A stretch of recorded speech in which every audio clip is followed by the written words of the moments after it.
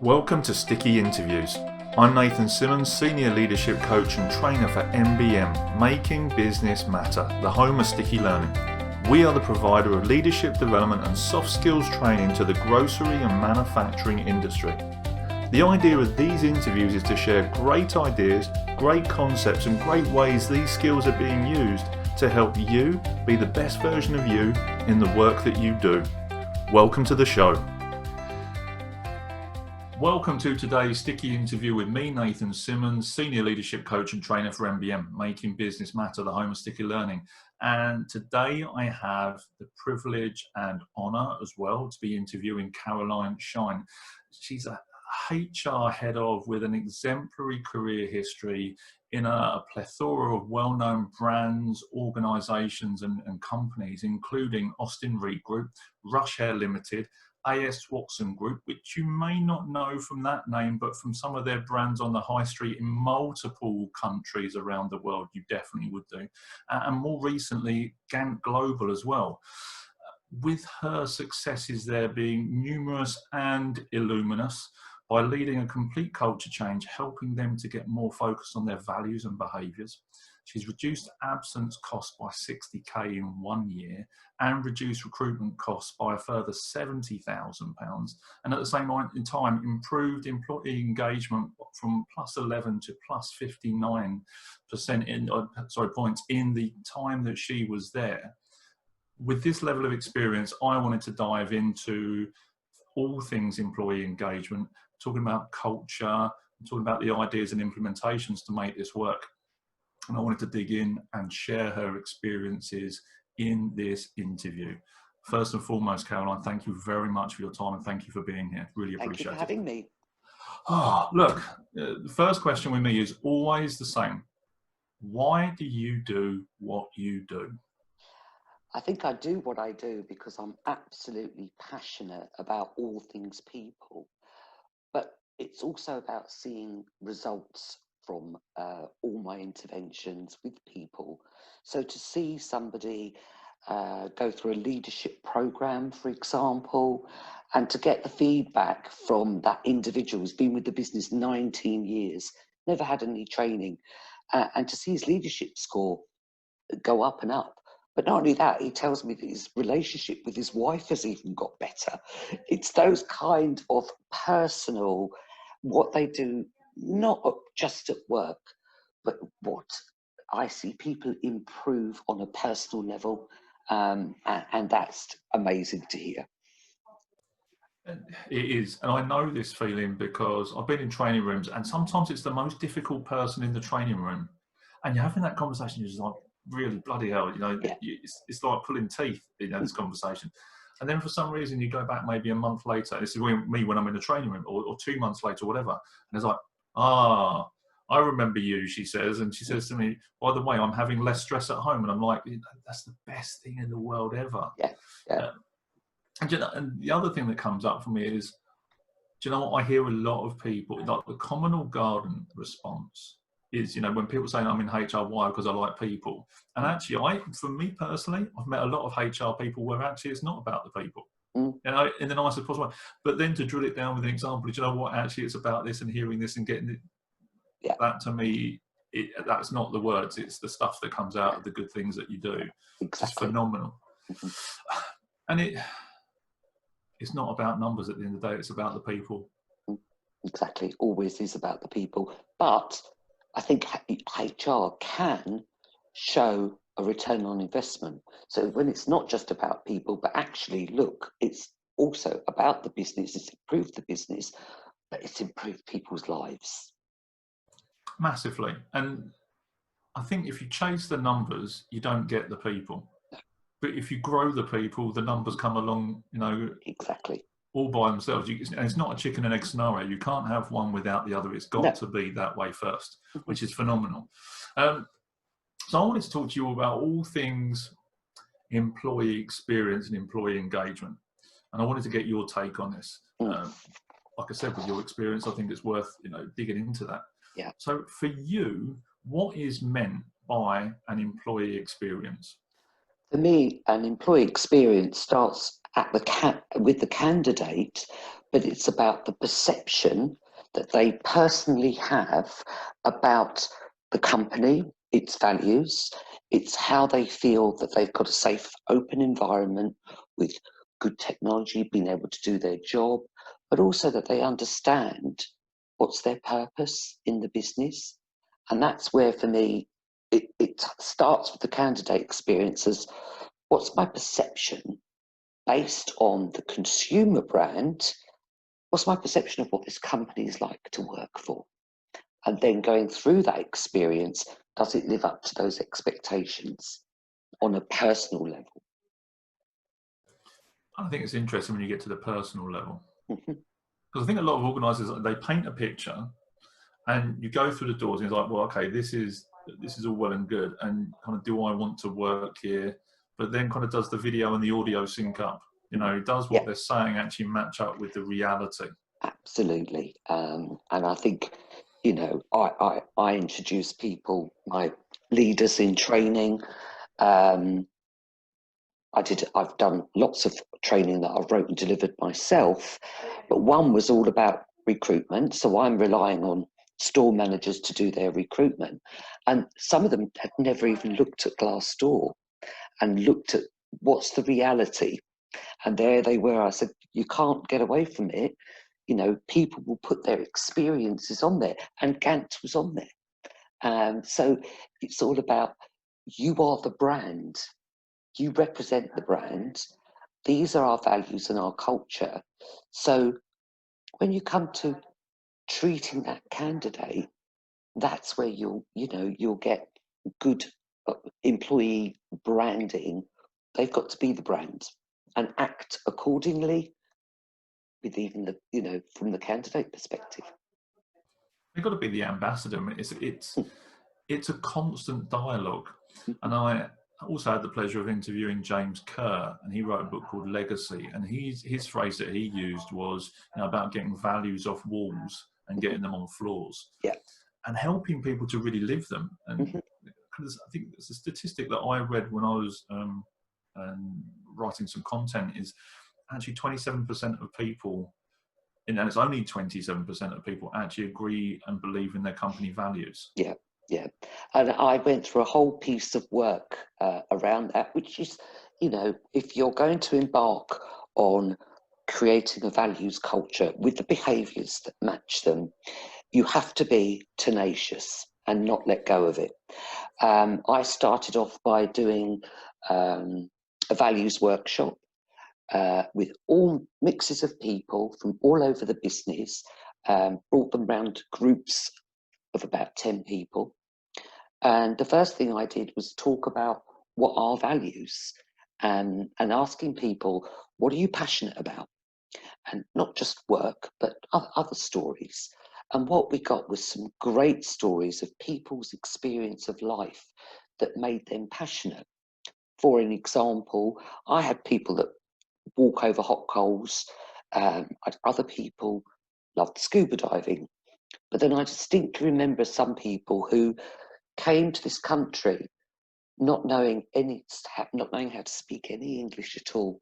She put herself through university, and she now speaks fluent English and has a very good career with GANT. And she's passionate about what she achieved. So what we first all decided is that our passion, or our values are based on our own personal feelings. Then we dived into the values of what GANT are, which were authentic, passionate, and innovative. So we then had to decide, well, they're just a set of words. What do they mean? So what I did is I wrote out, to help the groups along, just strips of written paper about a behaviour that would be what I then called GANT great, GANT no thanks. So what we discussed with the group, for example, authentic. What does being authentic actually look like? But actually, what doesn't it look like? So, for example, I won't gossip. I won't bring my bad mood into the office and be the mood hoover of everybody else. So the people themselves then chose, yeah, that's what passionate means.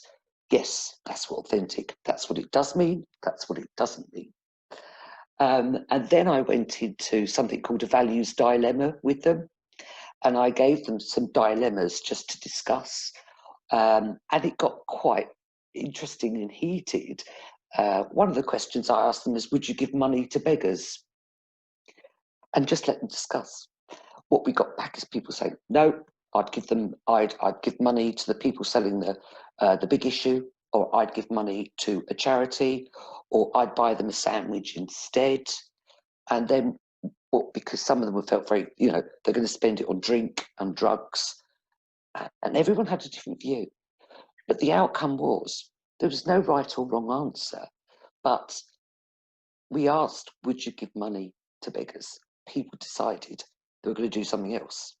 So what we said is the outcome was, that's based on your own personal values.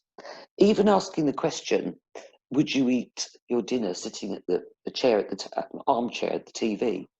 And people's values of what they grew up with is definitely not. We always eat dinner at the table at the proper time with the family.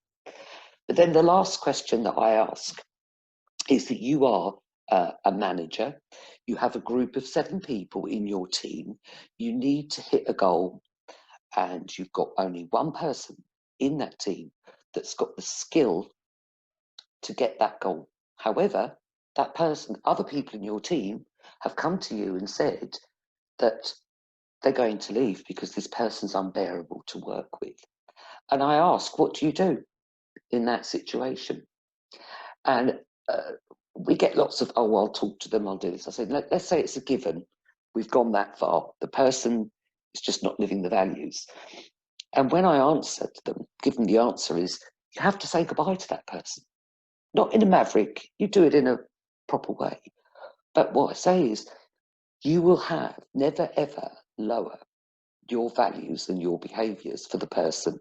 Those are your values, you've got to keep them. You've got to get everybody there. And once we'd launched these values, I actually had an individual who wasn't behaving in the GANT great way. After having many conversations with her, we did eventually say goodbye. I then got a lot of feedback from the rest of her team members that said, thank you. She was bullying me and making my life hell. So that's just one example of how you have to live by them too. Once I'd established what the values people's choices were, I then did another survey to get it down to just 3 behaviours linked to the value. I then did a train the trainer work rollout to every store, so that it went all the way through to every employee went through that workshop. And then at the end, I just asked people to fill in what they learned about values, what they learned about behaviours, and what they're going to commit to, and what would stop them committing. And the things I got back were, what's going to stop you? Nothing, because it's your behaviour. You've committed to them. One person even put death, which I thought, oh, they're passionate.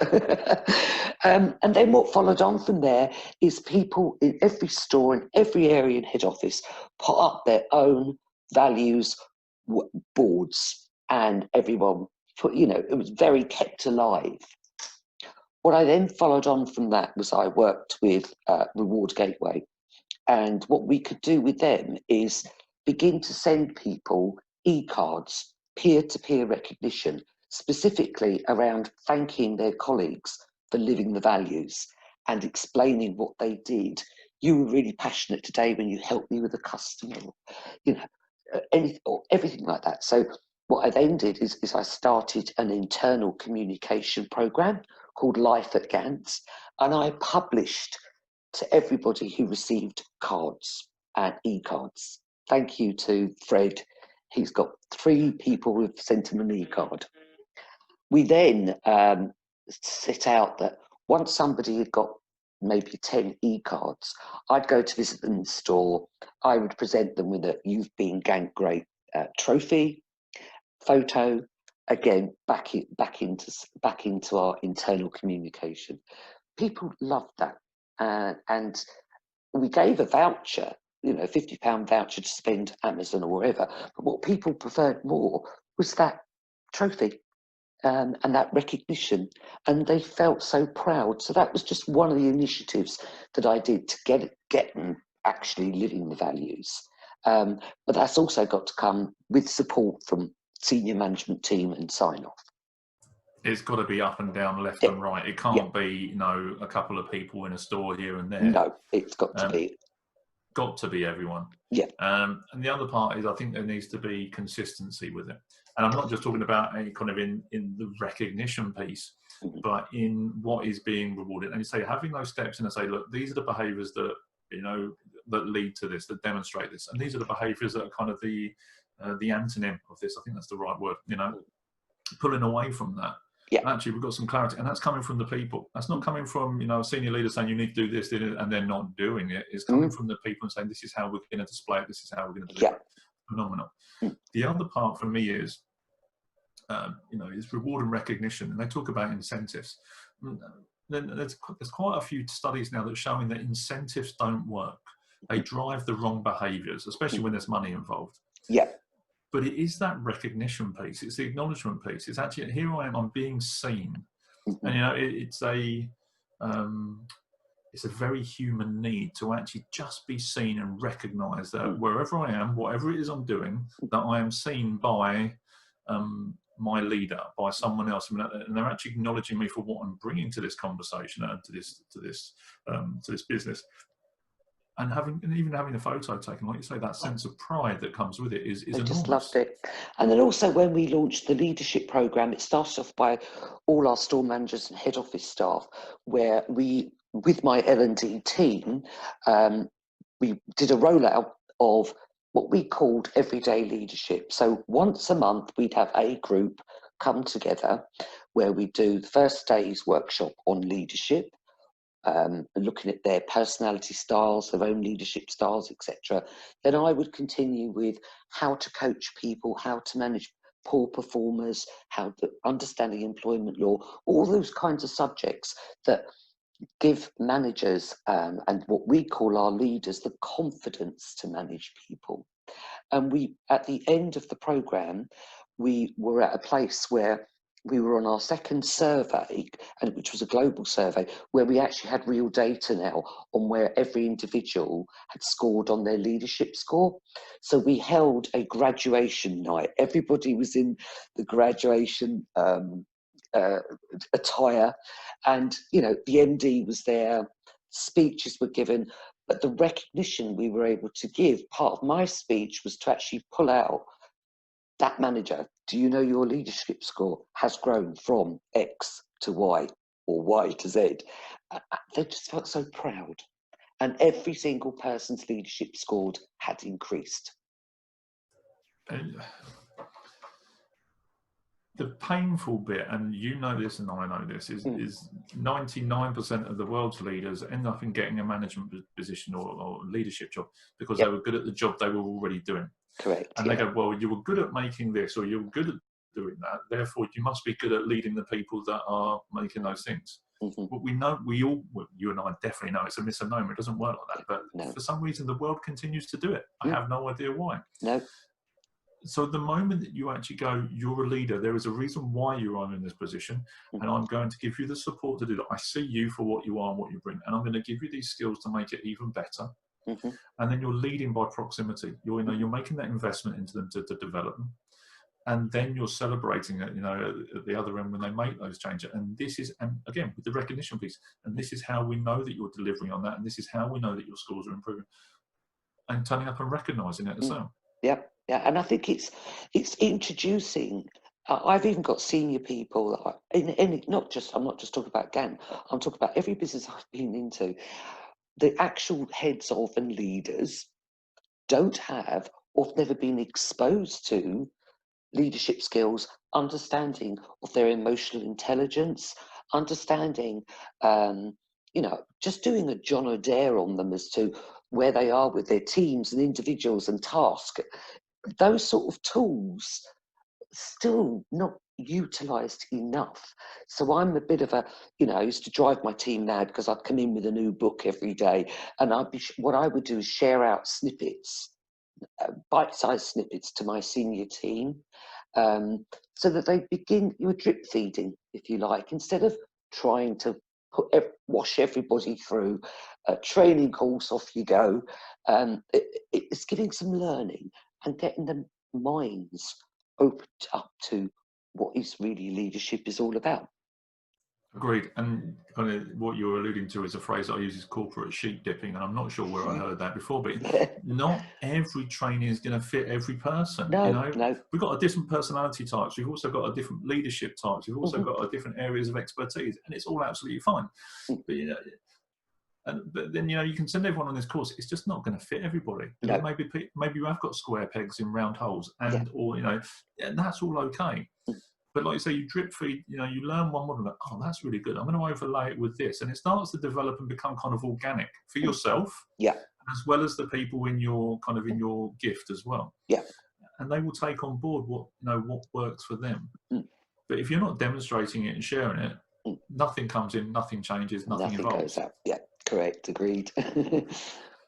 So you've covered quite a lot in there. And one of my key questions here is, what is employee experience strategy? And I think that's kind of hit the nail on the head. There's some key elements. What else would you want to include in that strategy that would help that employee experience? I think it's about looking at things like the onboarding, what does that look like and what should it look like?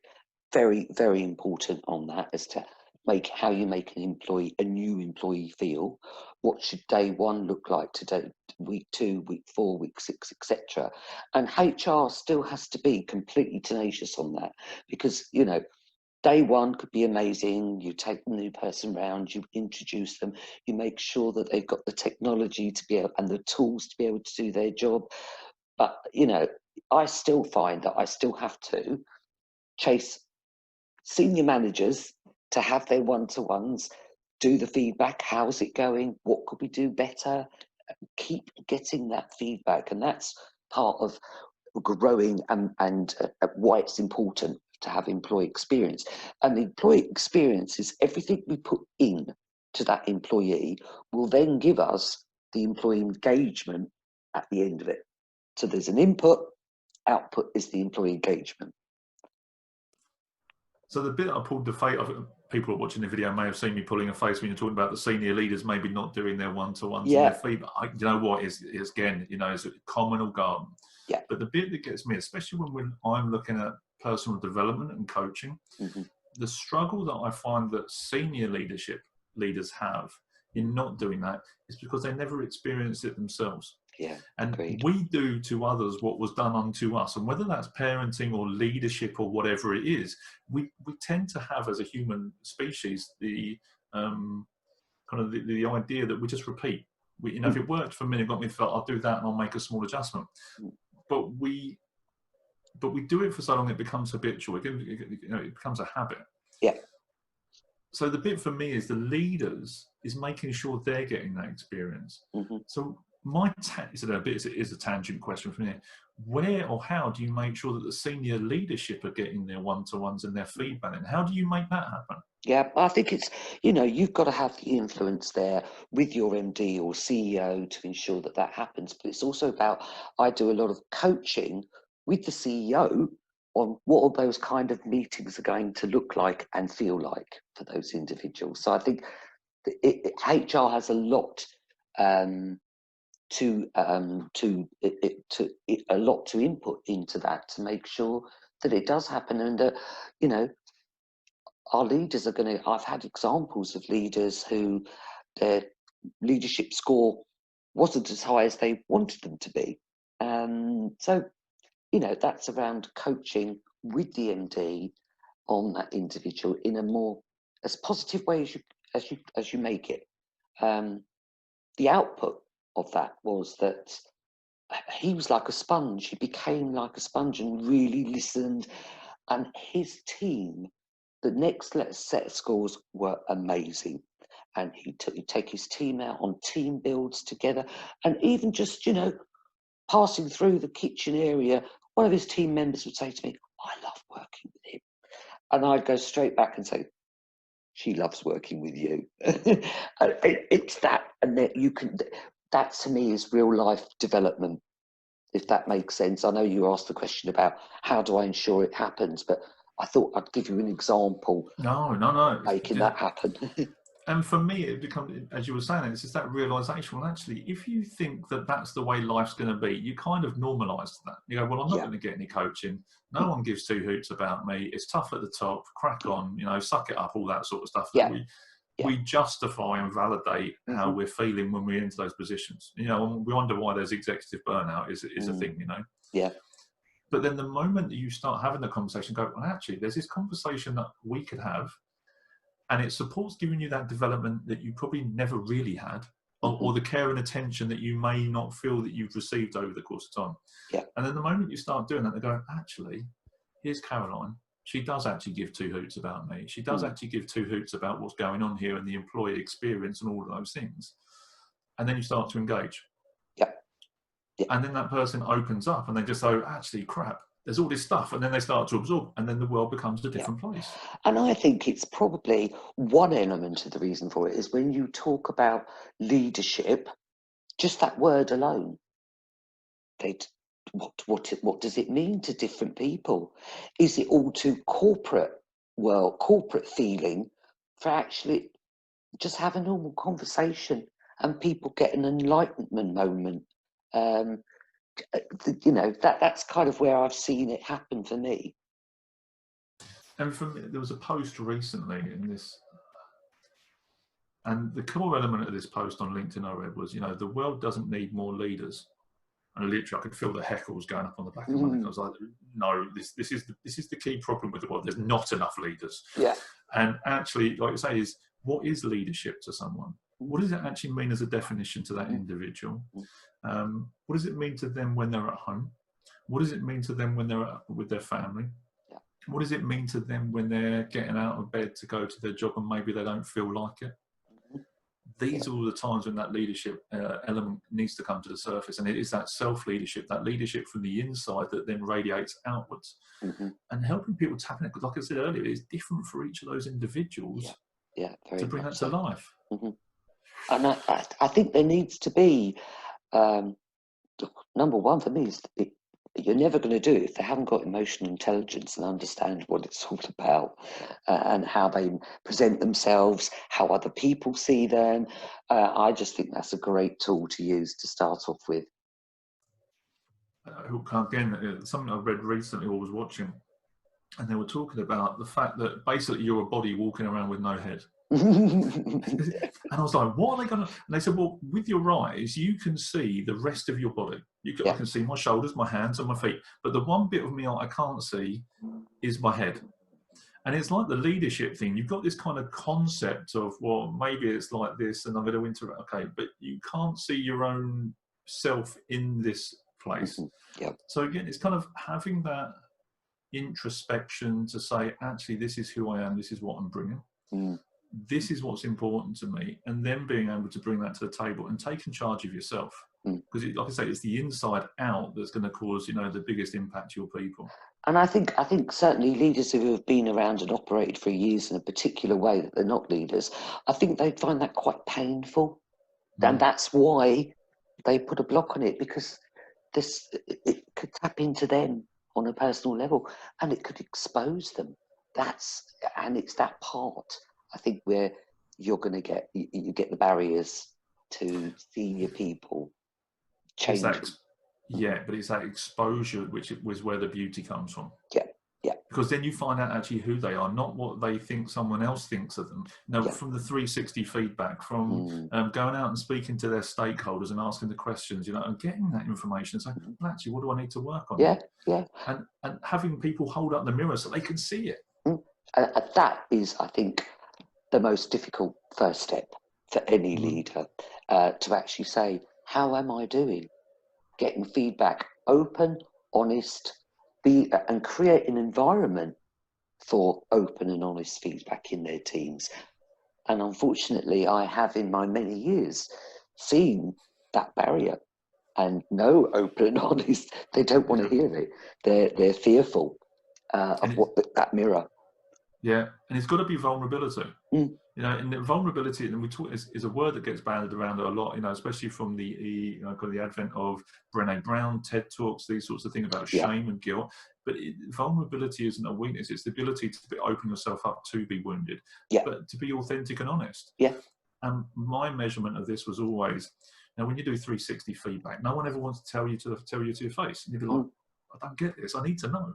Yeah. So you create this anonymity, where they can tell you what they think about you, but anonymously, so that they don't tell you to your face. Doesn't make sense to me. That just creates more bad feeling. Nothing. Yes. Oh, it's toxic. Yeah. But then, because we're so used to that as a behaviour, we almost have to go through that, where we can then start having honest conversations with people. Say, okay, I can see this feedback. I feel like it's Caroline that's giving me this feedback. Caroline, I'd like to have a conversation with you.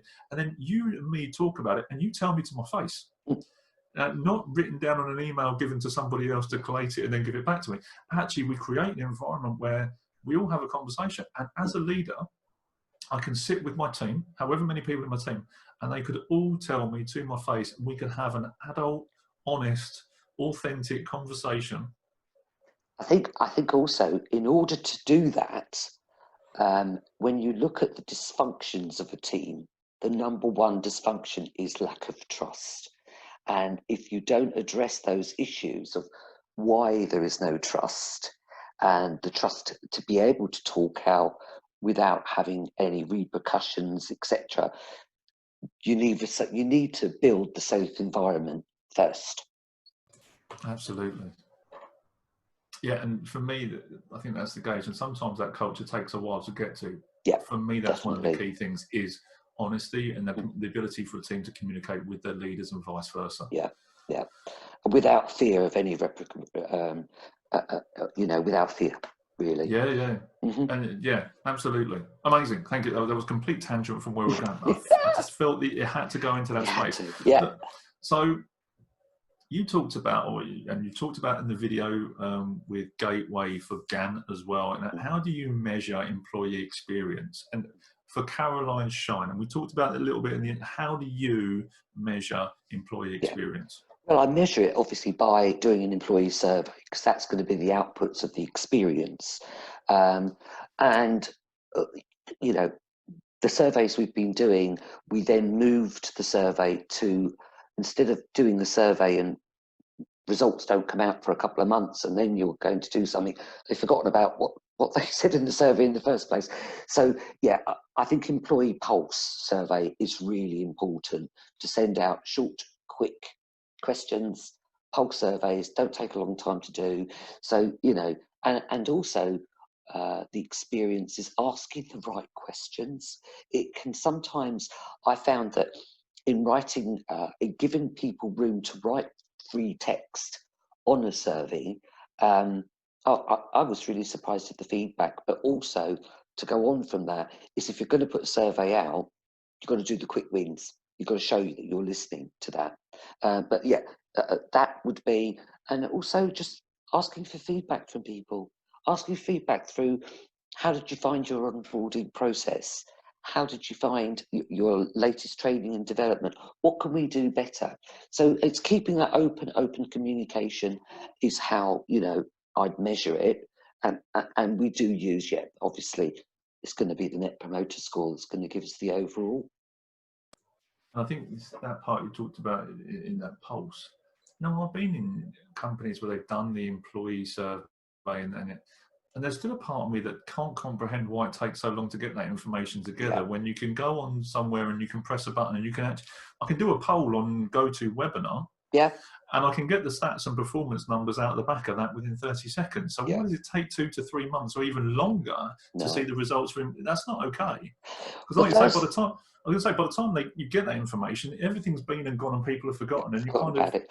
Or they feel they didn't get listened to. I mean, one example, when I first started at GANT, It's a global company that's owned by Sweden, but there were no other HR people operating in any other country. So I just went ahead and worked with my senior teams to what strategy we wanted to build. One of those was an employee survey, which I wrote myself on SurveyMonkey. And we got the results back from that. And that was the first time we'd ever done a survey. A couple of things that came out, and we can just change quickly. I had part-time employees, and they were contracted maybe for 8 hours a week. But the reality was they were flexing up and maybe working 20 hours. However, their benefits would only match their contracted hours, such as holiday and such as clothing allowance. So if you imagine we give, £100 would only give you one jumper and a shirt as a clothing allowance benefit, but they were working 20 hours a week. The same if they went on holiday, they'd only get 8 hours a week. So the day the survey came out, got together with the senior team immediately. You said, we heard, this is what we're going to change. Yeah. And these are the other things that we're also going to be working on because of your feedback.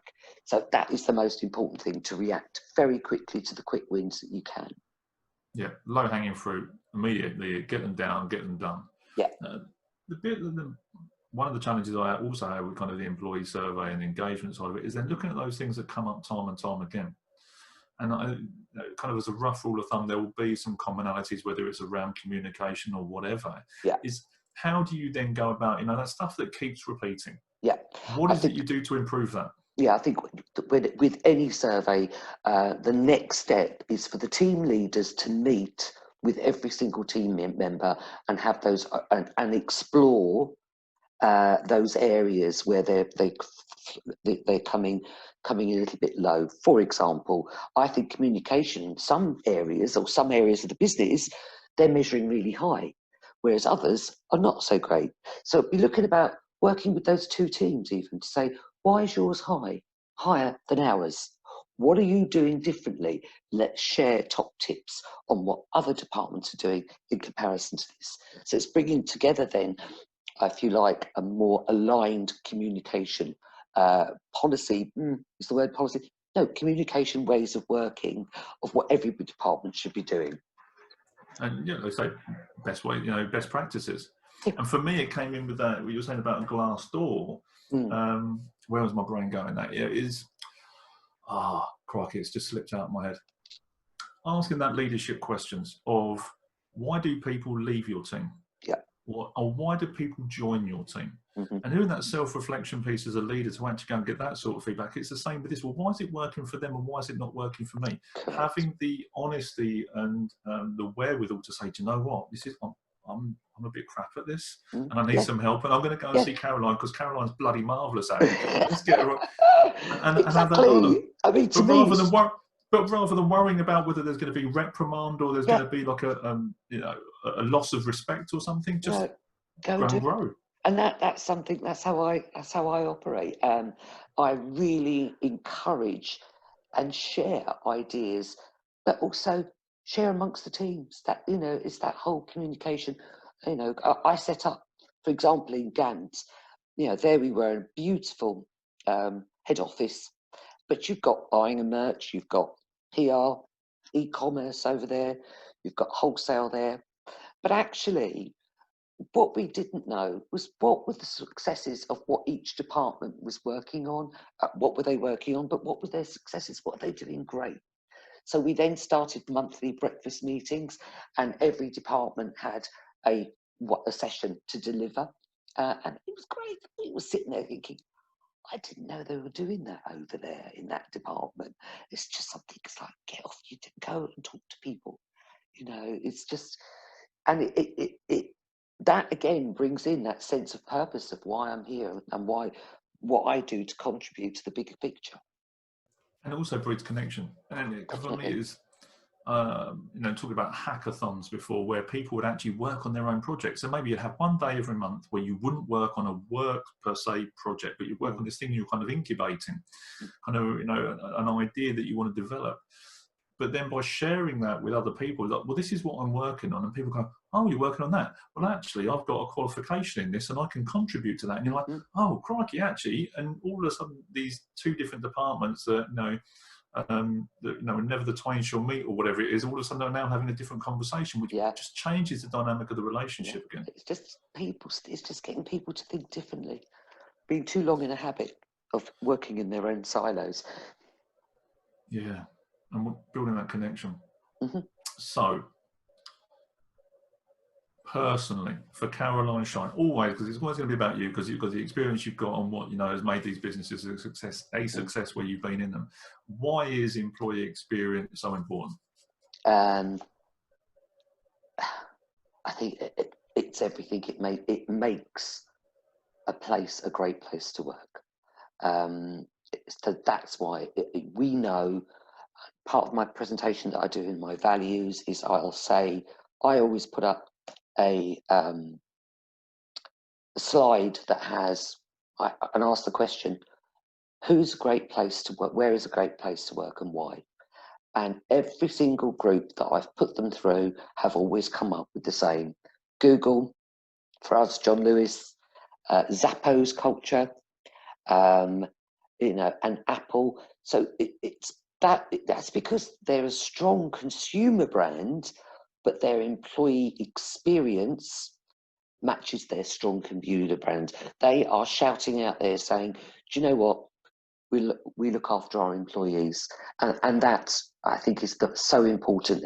And today, especially what we're currently going through, I think that employee experience of well-being, trust, it is going to end in profit, but it's not just profit. It's about sustaining the good employees and keeping that talent. Yeah, agreed. And I think there's a few more places now where actually, like I said earlier, that video and the audio is not matching up. And I've seen people recently leaving Facebook due to ethics and morals and stuff.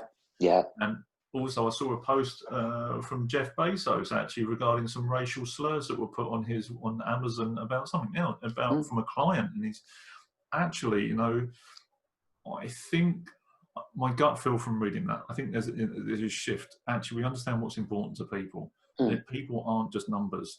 And Amazon has had a pretty hard time for the way it's treated it. How that's changed, I don't think you can get that level of press coverage and not take action to make movement inside an organisation. Yeah. And to be then seen, and then to get someone to then remember who they are in the business, and what their business stands for, and actually to come back with a reply like that, I think that's starting to move in the right direction to make sure that experience for the employee is, replete. Agreed. So how can HR improve the employee experience then? I think we have to, by improving, is getting feedback as to how we're doing. I think we have got to challenge be the ambassador of the employee experience, but at the same time, we've got to influence our leaders to ensure that they are carrying out everything within that to make it the best employee experience. So it's just like values. It can end up being HR's job, and it's making sure that we're communicating, we are tenacious to ensure, and we are consistent. And I think that's the other way we can help to improve, is to make it consistent across every single touch point of the employee cycle. I love having these conversations with people. Why? Because they're kind of, these other ideas kind of percolate to the surface as I'm talking, and people are kind of sharing. And actually, this idea of human resources, like you say, a lot of what we do in the human resource space, it becomes a box ticking exercise, like the PDP. Oh, it's just a form. Oh, it's not. Now, I've trained people to say, or to in the understanding that the PDP is a mindset, not a piece of paper. Yeah, great. No, this is your personal development plan. It's not insert company brand name here, development plan. This is you. And if you're not writing it down in your own handwriting, you obviously don't care about your own personal development. Is one stance on that. So as you were saying, human resources, this idea came up to me. Actually, everybody's human resources. Correct. Absolutely. it's not just the department here. Actually, you know, the leader in the store is human resources. The person in the location working with the customer is human resources, because they're resourcing the humans around them in the right possible way through relationship. Couldn't put it It's a not, better way. and it's not just like a group, you know, 3 or 4 people over here, you know, a bunch of do-gooders, as sometimes HR are seen, or nice to haves or whatever. Yeah. And I'm saying that as a stereotyping. Yeah. And I'm Or aware to come that, in and pick up the pieces when something's gone wrong. yeah, or just checking payroll or something. Yeah, You know, it's yeah.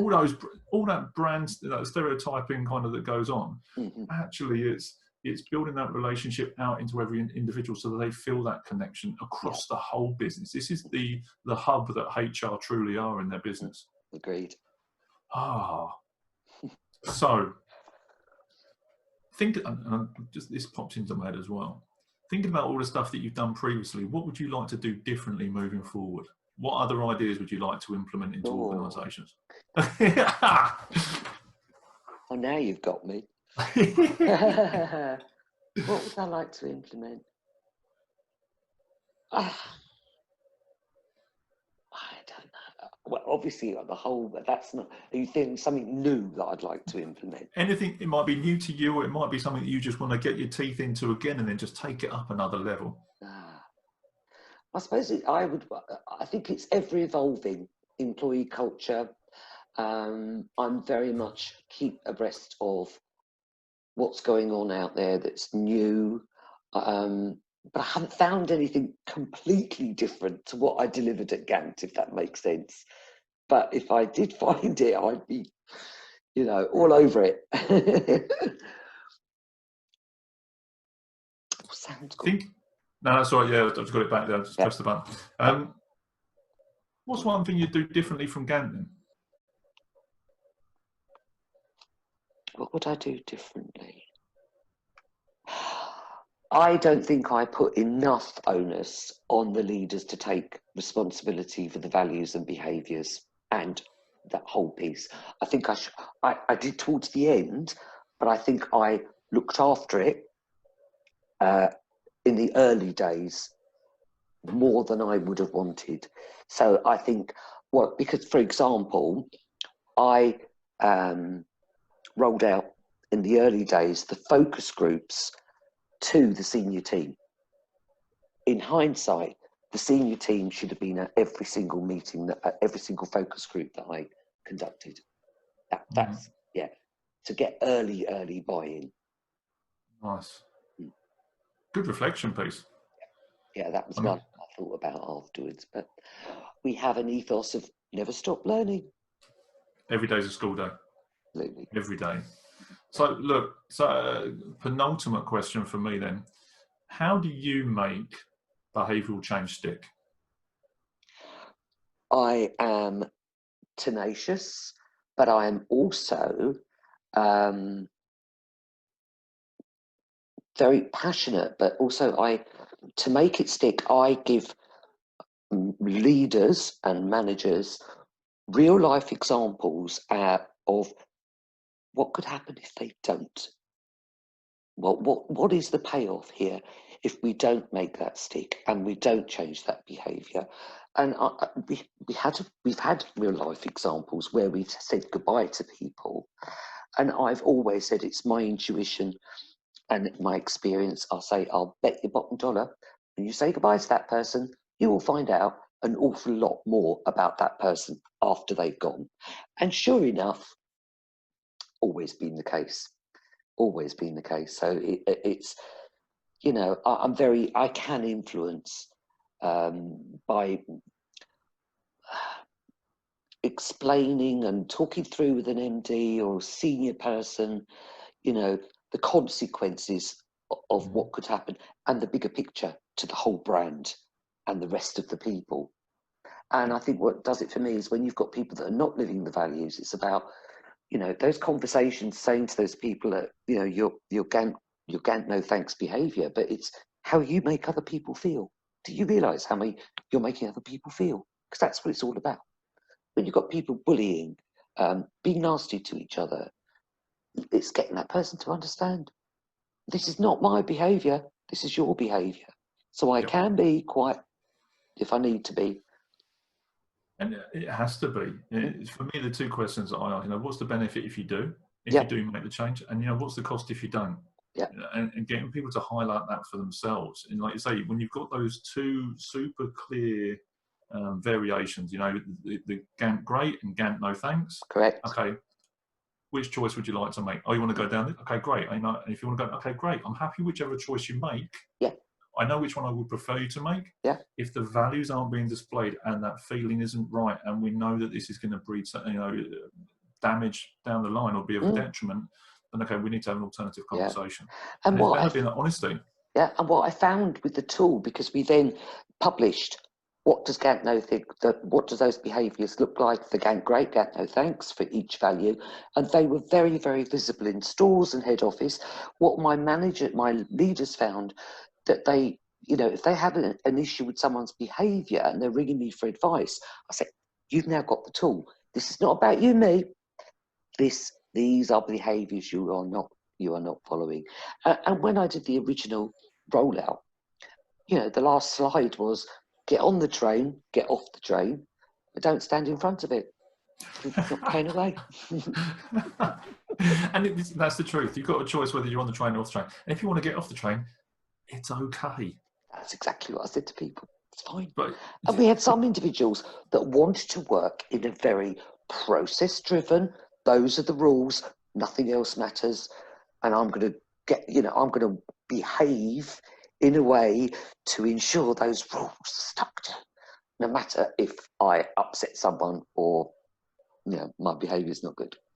Yeah, no, it's got to be that understanding of how it's impacting those around you. And I think some people try and do things, to the letter, and almost use that as an excuse to say, well, I did that. Absolutely, yeah. I've seen that real life example of we must follow this process. I mean, one example was when we were looking at a full well-being program and the kind of things we wanted to launch, and one of them was core working hours.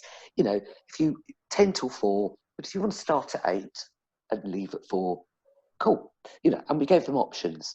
And when I was discussing these options with the senior team, one person said to me, oh, we can't do that. I said, why? Well, we can't manage them. I said, you're not managing anybody. You're empowering people. And if you've got a poor performer who's in the mix of all of that and going to abuse that, then you should have dealt with them before. If anything, it will show through. And then you'll be dealing. But that first initial, we can't manage it, was like, that's where we've got to change our mindset. Yeah, nice. And some of that comes from it comes back to that habit. You've created an environment where people believe that, they stigmatize it, they push that belief onto a situation, and they make it more difficult. And it sometimes takes a couple more conversations to develop up out of it. Then all of a sudden the world's a completely different place as a result. It is, yeah. Brilliant. Tenacity and making sure those values are being lived too, the consequences for and against those things. Super Definitely. important. Giving people that sight to be able to make the decision on their own terms. It's a beautiful thing. Caroline, where can people find you? Oh, you can find me on LinkedIn. You can also find me on my some of my talks that I've done. I've got a case study on Reward Gateway. But don't find me on Facebook. No, Facebook's for social. It's for friends and family.